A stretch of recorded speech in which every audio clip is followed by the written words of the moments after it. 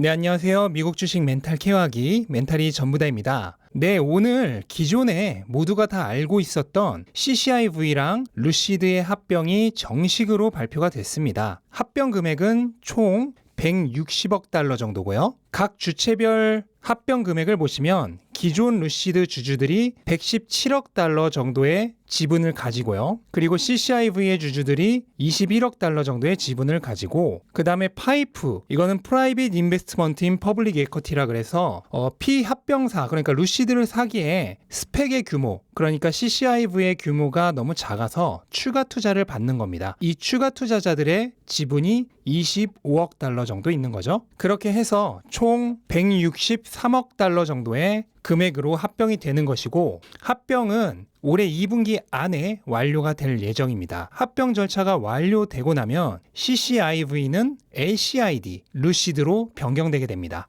그런데 아까 말씀드린 각 투자 주체별 지분과 실제 보유하게 되는 지분율은 조금 달라지는데요. 예전 테슬라 불세력 중 한 명이었던 게리 블랙이 올린 자료를 보면은, 물론 이 자료는 게리 블랙이 만든 건 아니고 매니지먼트 프로젝션이란 곳에서 작성한 자료입니다. 이걸 보면 CCIV의 기존 주주들은 총 16.1% 정도의 지분을 가져가는데요. 이거는 7천만 달러 정도의 워런트가 포함돼서 기존의 12.7%보다 비율이 증가한 것입니다. 그리고 파이프 투자자들의 경우에는 공모가를 기존 스펙의 공모가인 10달러가 아니라 15달러로 인정을 받기 때문에 비율이 10.4%로 줄어들게 됩니다. 그리고 기존 루시드 주주들의 비율은 73.5%가 돼서 총 16억 주 정도가 되겠습니다. 단 일반 CCIV의 주주들은 워런트를 가지고 있지 않기 때문에 CCIV와 루시드의 합병 비율은 대략 1.3대 8.7 정도가 됩니다. 그러니까 약 1대 6.7 정도의 비율로 합병을 하는 거라 생각을 하시면 됩니다.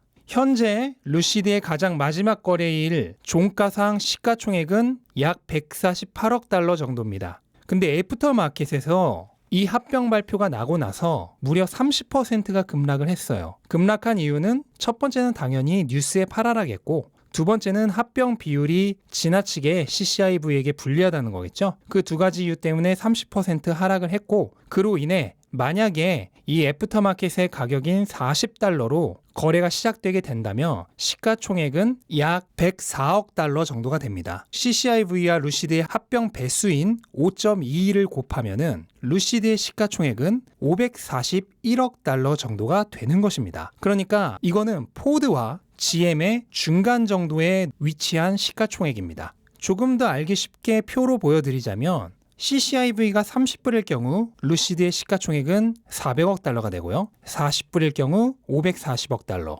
50불일 경우 675억 달러, 60불일 경우 810억 달러, 70불일 경우 940억 달러가 됩니다. 그러면 이 시가총액을 토대로 밸류에이션을 조금 해보겠습니다. 우선은 5년 후에 루시드의 매출을 기준으로 예상을 해볼게요. 매니지먼트 프로젝션의 포어캐스트에 따르면은 루시드는 2026년에 총 25만 대 정도의 차량을 판매할 계획입니다. 그러니까 2020년 테슬라의 절반 정도에 해당하는 차량을 판매하겠다는 거죠. 이 경우 루시드의 매출은 약 228억 달러 정도가 됩니다.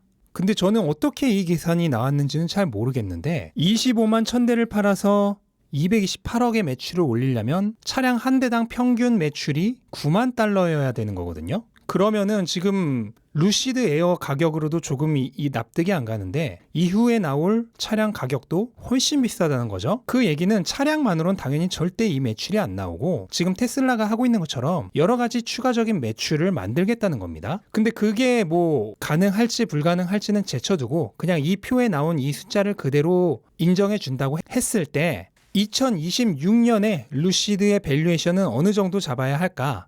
2026년의 루시드를 지금의 테슬라만큼의 밸류에이션을 해준다고 했을 경우 테슬라의 현재 PSR, 매출 대비 주가는 약 20배 정도이기 때문에 2026년 매출 228억에 PSR 20배를 곱하게 되면 루시드의 시가총액은 약 4,500억 달러 정도가 됩니다. 그럼 CCIV가 만약에 어제 애프터마켓의 가격인 40달러로 거래가 될 경우 시가총액은 약 540억 정도니까 5년 후에 8배 정도 주가 성장을 기대할 수 있는 것입니다. 지금 이 얘기가 어려우신 분들은 쉽게 얘기해서 루시드가 2026년에 시가총액 4,500억 달러의 기업이 되면 오늘 40불에 매수했을 경우 5년 후에 주가가 8배 올라간다고 생각하시면 됩니다. 참고로 시가총액 4,500억 달러의 기업은 현재 시가총액 13위인 비자카드 정도가 있습니다. 만약 5년 후에 시가총액이 4,500억 달러보다 낮거나 CCIV의 가격이 40불보다 높아지면 그 차이만큼